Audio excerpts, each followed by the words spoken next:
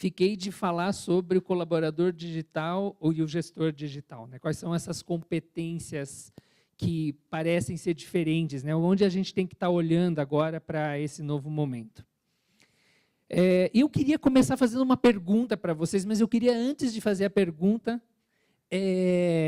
pedir que vocês fossem bastante sinceros para me responder. Deixa o politicamente sincero de lado, politicamente correto de lado, para me responder, tudo bem? Pode ser assim? Então tá. Isso. Quando vocês compram, vocês têm prazer em estar comprando a maioria das vezes? Nem foi tão difícil. Levanta a mão quem sente a satisfação em estar comprando. Vocês acharam que ia ser uma pergunta mais cabeluda, né? Nossa, que bobinho, né? Certo. Parece que esse fenômeno ele é um fenômeno quase universal e pré-histórico, né? Eu vou passar para vocês uma cena. Está congelado de novo. Eu vou passar para vocês uma cena que provavelmente vários de vocês viram essa animação, né? Bem rapidinho, só para a gente relembrar o que é esse fenômeno, né? Okay, now you can look. I call them shoes. I love them! Where are my feet? Ok, então, acho que é mais ou menos isso, né? Bom, mas agora uma outra pergunta para fazer. Quando vocês se lembram da última experiência de compra que vocês tiveram? Por exemplo, quando foram comprar uma calça, última calça, tentem lembrar, uma calça jeans, ou as últimas experiências. A experiência de compra foi totalmente prazerosa? Vocês, assim, escolheram de cara uma calça, ela caiu super bem em vocês, ou vocês tiveram que experimentar várias e vocês não achavam a calça?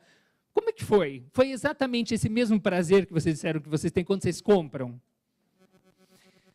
Eu vou contar rapidamente a minha última, né? Eu entrei numa loja e aí tinha muitos modelos, e aí eu bati o olho em uma e eu achei que era bacana, era uma pilha. Eu peguei essa primeira calça, estavam todas dobradinhas, aí eu peguei a calça, tentando achar o número da calça, e aí eu olhei, era 48. Daí eu olhei a próxima, era 46. Falei, bom, então deve estar 3 abaixo. Daí eu fui na de baixo, era 38. Não é essa. Bom, enfim, e isso, claro, para eu conseguir olhar, eu ia desmontando a pilha. E eu tenho um leve, a Mari fala para não falar isso, mas eu tenho um leve toque. Então, eu fico assim, meu Deus do céu, estou fazendo uma bagunça na loja. Daí não tinha o meu número na pilha. Aí eu vi um vendedor passando, eu comecei a ir atrás dele, eu vi que ele estava ansioso para ir em algum lugar, estava ocupado, e eu vi que ele me percebeu, mas ele não queria me ver, porque ele tinha uma outra coisa para fazer, vocês entendem isso?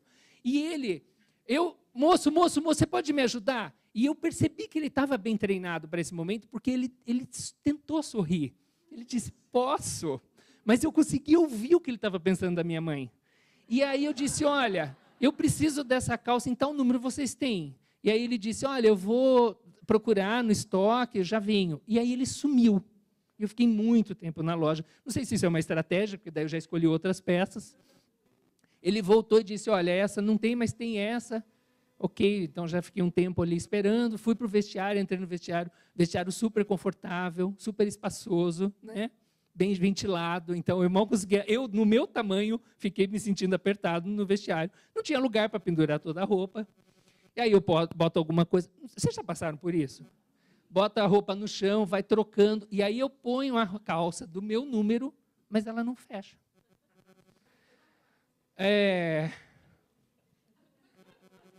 Aí eu boto uma outra do meu número e ela fica grande. Então eu descubro que o meu número não é bem um número. Né? É algo entre... Exatamente, é só uma referência. Bom, e aí, eu gostei de uma calça, mas eu falei, se eu colocar um número menor do que essa, ela provavelmente vai ficar melhor. Porque se eu levar essa, eu vou ter que ajustar. Só que para eu trocar a calça, eu teria que me vestir de novo, sair do vestiário. Isso não é uma experiência completamente agradável. Ok? Bom, já passaram por isso em algum momento? Vocês se reconhecem isso? Há quantas décadas, ou talvez mais de 100 anos, esse é o processo. né, de compra. Aí eu quero contar um pouquinho para vocês da Nadia Soubarou. Vocês conhecem ela, já ouviram falar? Bom, a Nadia trabalhou por anos na Amazon e ela, numa entrevista, ela disse que ela sempre achou que ela ia se realizar muito quando ela entrou lá e se realizou um bom tempo, porque ela conseguia fazer duas coisas uma das coisas que ela mais gosta de fazer na vida, que é trabalhar com programação e também comprar. Ela ama comprar. Então, ela falou, eu vou entrar na Amazon, eu vou comprar tudo virtualmente. Só que chegou um momento, depois de muitos anos trabalhando lá dentro, que ela ficou famosa por essa frase dela. Ela disse que comprar, cortou um pouquinho ali, comprar é como fazer amor. Não existe substituto para a experiência física. Okay? Isso é um modelo mental. Seguramente, nem todo mundo pensa dessa maneira, mas ok, para ela era isso. E o que ela resolveu fazer? Sair da Amazon e abrir uma loja física. Sair do mundo virtual. E aí todos os amigos dela disseram, você é louca. Vai sair de uma empresa desse tamanho para ir para o mundo analógico. Mas ela falou, não, eu vou, é o meu sonho, acho que é bacana ter uma experiência física de compra, e abrir uma loja. E ela falou que nos primeiros meses da loja, ela começou a concordar que os amigos dela, quando os amigos dela disseram que ela era louca. Porque, primeira coisa, ela ficava a maior parte do tempo dobrando roupa. Isso não era prazeroso. Segundo, que quando um cliente chegava e dizia, você tem essa calça número 40? Ela olhava para o cliente e falava, oi? Não, não falava, ela pensava, 40? Você acha que você é 40? Você está se referindo quando você tinha 18 anos, né? Mas o cliente pediu 40, ela entregava 40, ela sabia que não era 40. E aí a cliente saía dizendo assim, não ficou boa. Não é que não ficou boa, você escolheu o número errado, filhinha. E aí é claro que ela percebia que o cliente saía meio insatisfeito e isso diminuía a chance de comprar. O que a Nadia, então, com o passar do tempo, fez? Vamos dar uma olhada como é que funciona as lojas dela hoje. Ela tem uma cadeia de lojas nos Estados Unidos.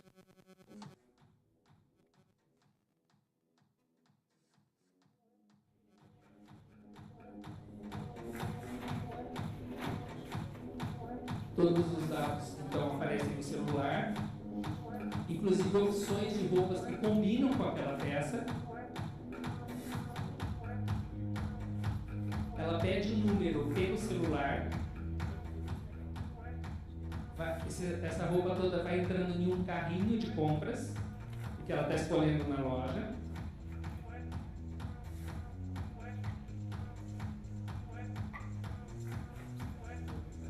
O aplicativo diz qual é o vestiário que ela tem que se dirigir, qual é o número, e as roupas automaticamente vão para o vestiário.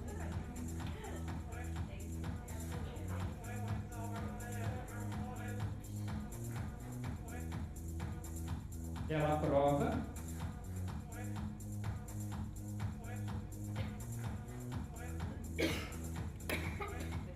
Não ficou bom o número, ela pede um novo número do vestiário. Em 30 segundos a peça chega.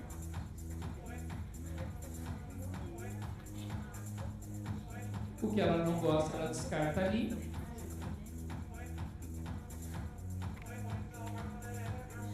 Escolhida a roupa.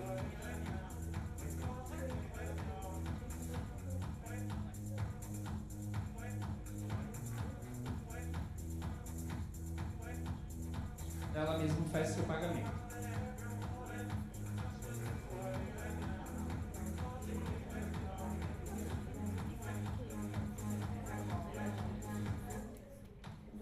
Obrigado pelo fio. Bom, pessoal, a tecnologia não parou aí. Hoje eles estão usando uma tecnologia que é uma cabine. Você entra dentro da cabine e é escaneado todas as suas medidas. E aí a loja, o sistema armazena essas informações e ela vai dizer exatamente quais são as peças que terão o melhor caimento para você. Bom, gente, essa tecnologia não é incrível? Agora, é esta tecnologia que está fazendo a revolução do mundo industrial? Parte sim. Mas o que tem que vir antes da tecnologia? Essa tecnologia sozinha se implantou? Não. o que está por trás disso? Quem é que, depois de décadas, de mais de 100 anos se vendendo da mesma maneira, se dá conta que essa não é uma experiência amigável? E aí busca a tecnologia para transformar isso numa experiência amigável. Então, eu vou falar num desafio enorme de poucos minutos, né, tentar passar para vocês uma relação de competências que nós, na Duomo, estamos estudando como diferenciais nesse momento. Né? São muitas competências que aparecem. A gente fez um esforço extraordinário para elencar 4 competências. Obviamente, a gente sabe que essas 4 não resumem, né? não traduzem todas as competências necessárias, mas são essas as que a gente julgou primordial nesse momento. Então, a primeira competência observada nesse colaborador: uma capacidade acentuada de identificar atrito na experiência do cliente ou necessidade não satisfeita. Então, o que a Nádia conseguiu fazer... Gente, quantos donos de lojas já tiveram todas essas experiências negativas, presenciaram essas experiências negativas? Porque só depois de décadas alguém se dá conta que pode ser diferente. Então, qual é o atrito? Será que a gente, por exemplo, do RH, a gente está atento a esse processo de atendimento que nós temos dentro da empresa, falando para o nosso cliente interno? Será que a gente está atento, percebendo que a forma como a gente está atendendo não é uma experiência amigável? Então, essa é uma característica muito marcante. Tem algumas coisas interessantes aí por trás disso, né? Essa é uma característica que não é exatamente nova, porque ela já era uma característica observada em outros perfis em décadas anteriores, mas nas décadas anteriores, as pessoas que tinham essa característica, eles buscavam disponibilizar um ativo para resolver aquela necessidade não satisfeita, um ativo próprio. E hoje em dia, o que mais a gente está percebendo é que essas pessoas conseguem intermediar o ativo. Não necessariamente o ativo é dele.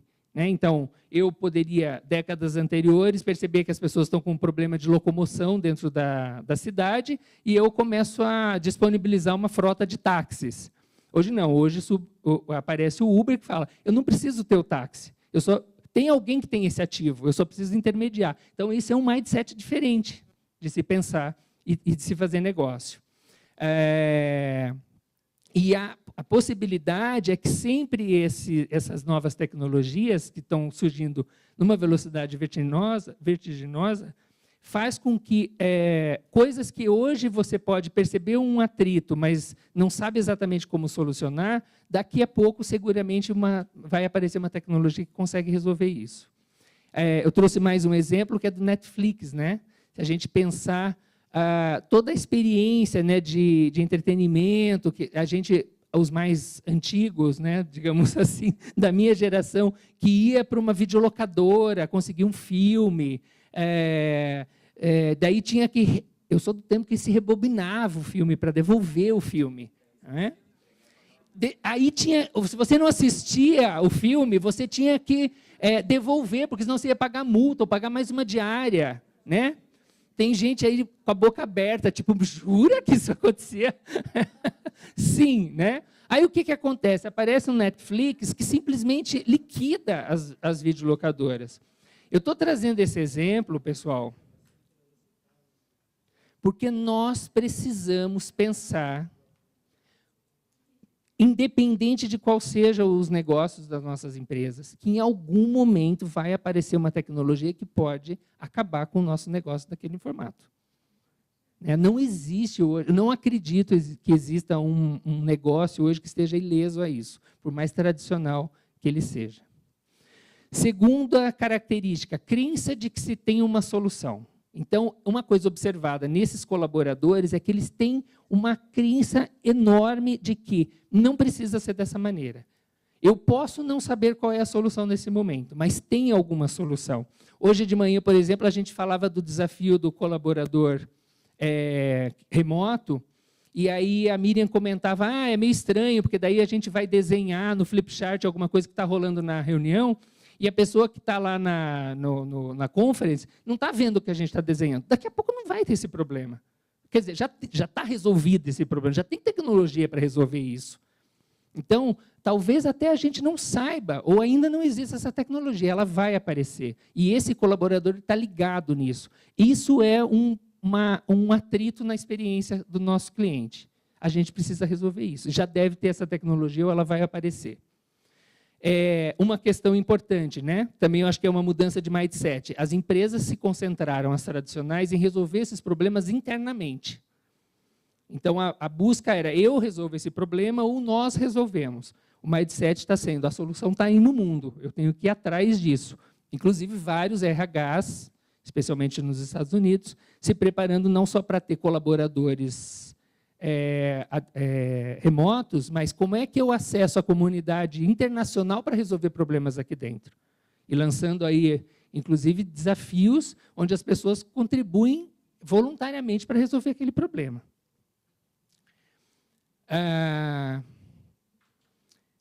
Eu queria trazer também esse aplicativo aí. Eu não sei se alguém aqui em São Paulo usa já esse aplicativo, conhece? Alguém já comprou pelo Apetite? Eu trouxe ele porque percebam a evolução de identificar uma necessidade não satisfeita. Existe um outro aplicativo que você pode pedir comida nesse aplicativo de vários restaurantes em delivery, certo? Esse provavelmente vocês já usaram. Só que existe um movimento das pessoas comerem uma comida mais caseira, mais natural, de valorizar quem está mais ali da região, certo? E aí aqui, parece que surgiu aqui em São Paulo, eu sei que em outras cidades do Brasil está começando a ter também o aplicativo, ele intermedia comida do teu vizinho para você. Então, você sabe fazer uma lasanha deliciosa e você quer aumentar a tua renda. Você entra no aplicativo, se cadastra oferecendo a tua lasanha. Os teus vizinhos entram no aplicativo e identificam, daqui a 300 metros tem alguém que vende lasanha. E você coloca lá qual é o teu time para entregar isso. Tem que pedir de um dia para o outro, eu entrego em 3 horas. E aí as pessoas estão comprando comida caseira dos vizinhos. Perceba como isso coloca em risco os restaurantes. Não que vai acabar com os restaurantes, mas é um forte concorrente dos restaurantes. Quem que sacou isso, gente? Então, o que eu queria destacar aí também é que o colaborador, ele não é apenas digital, ele é transformador digital, ele consegue fazer a coisa acontecer. O que eu estou querendo dizer com isso? A capacidade de realização, como terceira característica. Eu pus uma foto que eu tirei numa viagem, quando eu fui pela primeira vez para a Itália, em 99, fui de mochila nas costas, e lá eu me inspirei com o nome da Duomo, mas não é essa história que eu quero contar para vocês. Era só para eu lembrar que eu cheguei em Milão e fui para o hotel que eu tinha reservado. Era o primeiro dia da alta temporada e o hotel, de uma maneira super simpática, como os italianos costumam ser, né? Como minha família é, o hotel disse, vocês já perderam a reserva de vocês, era até tal hora, não tem lugar e tchau. E eu fui para a rua com o meu parceiro, tipo, e agora, o que a gente vai fazer? A gente foi para um serviço de informação, de apoio ao turista, e ele disse, não, tem alguns hotéis ainda disponíveis.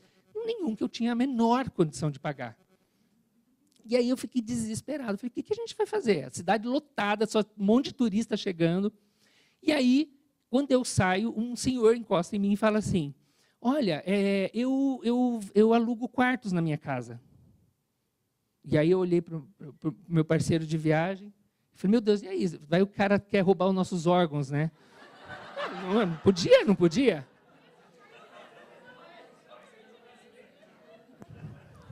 Bom, eu me hospedei na casa do seu Bruno e da dona Celeste, deu tudo certo, né?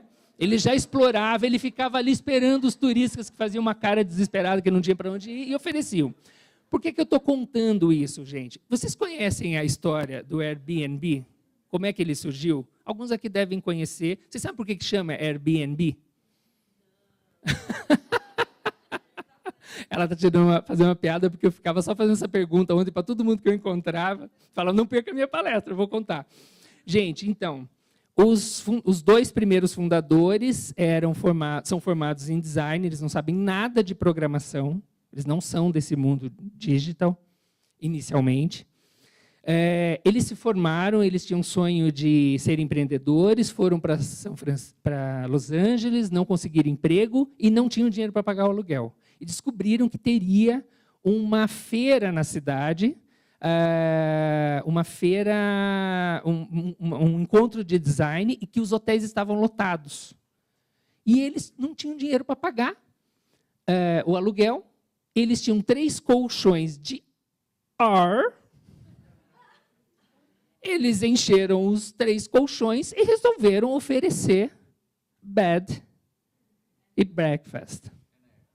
Air. Ok, pessoal? Então, aí surgiu o Airbnb.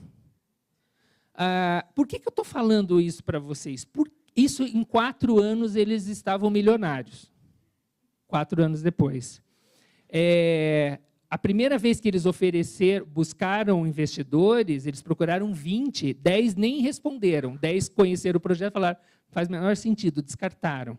Tiveram uma longa batalha para fazer o Airbnb funcionar. A pergunta é, por que o seu Bruno e a dona Celeste em Milão não fizeram isso?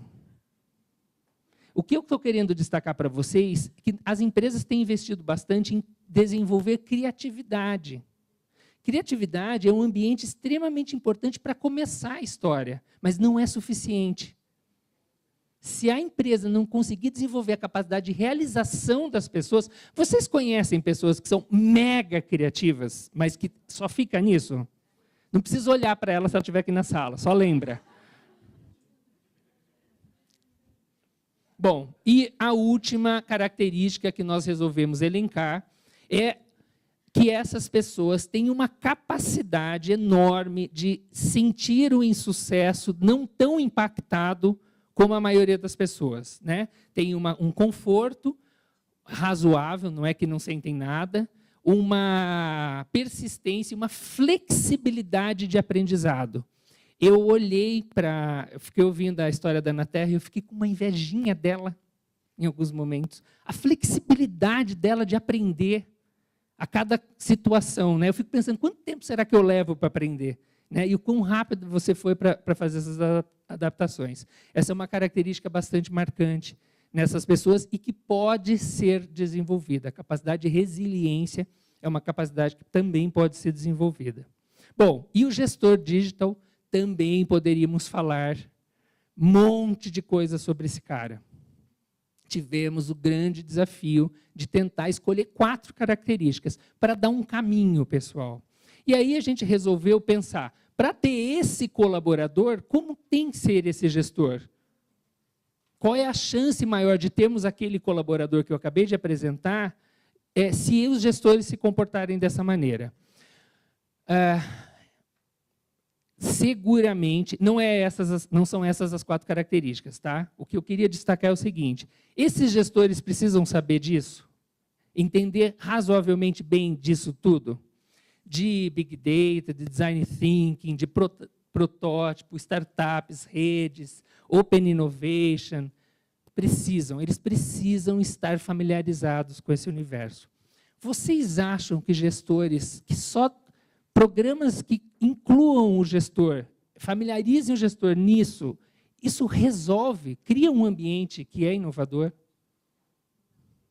realizador?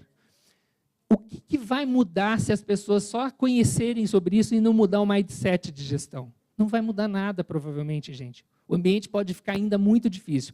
E tem mais uma coisa. Na minha opinião, os investimentos voltados para gestores, só para eles mergulharem nisso, se baseia na mesma crença de que quem vai fazer essa mudança é quem está em cima. Vai ficar na mão deles fazer essa transformação. Então, eu não estou dizendo que isso não é importante. Eu acho difícil a empresa que vai conseguir fazer a transição sem que haja essa atualização. Mas, ela, na minha opinião, ela não é suficiente. Então, o que seria necessário, o que um gestor precisaria ter na sua prática para estimular, por exemplo, a capacidade aguçada do colaborador? O que faz vocês ficarem mais atentos a perceber coisas que vocês até aquele momento não percebiam?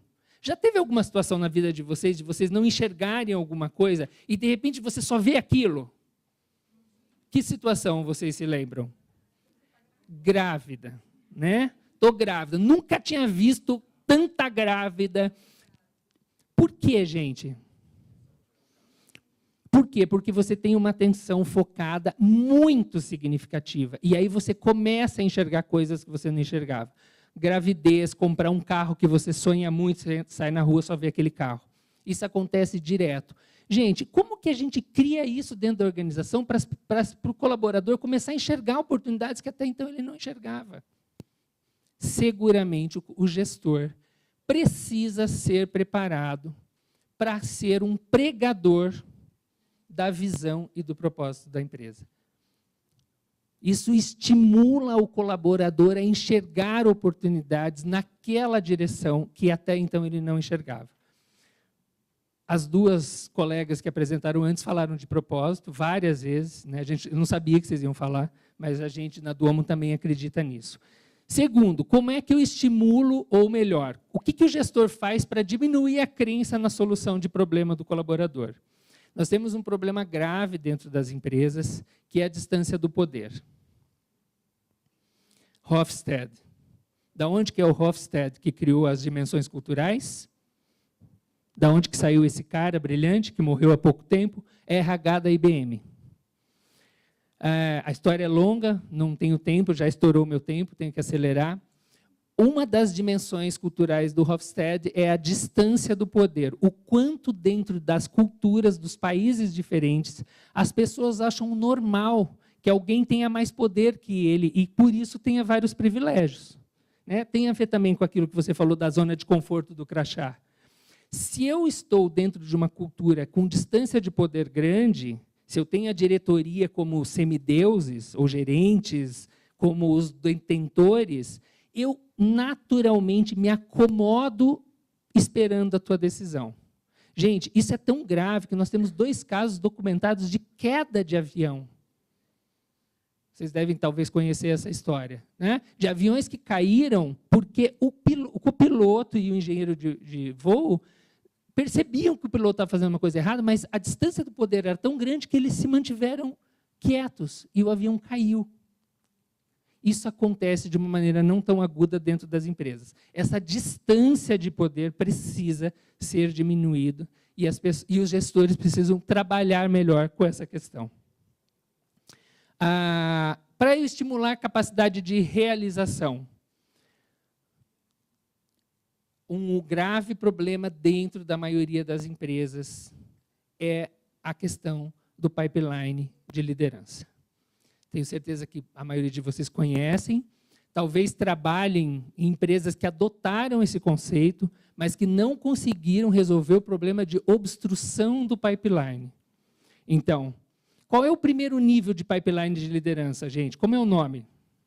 Vocês conseguem lembrar? Líder de si. Quem que se classifica nesse pipeline? Qualquer um, não é? O conceito é errado, não é qualquer um. É só quem é líder de si.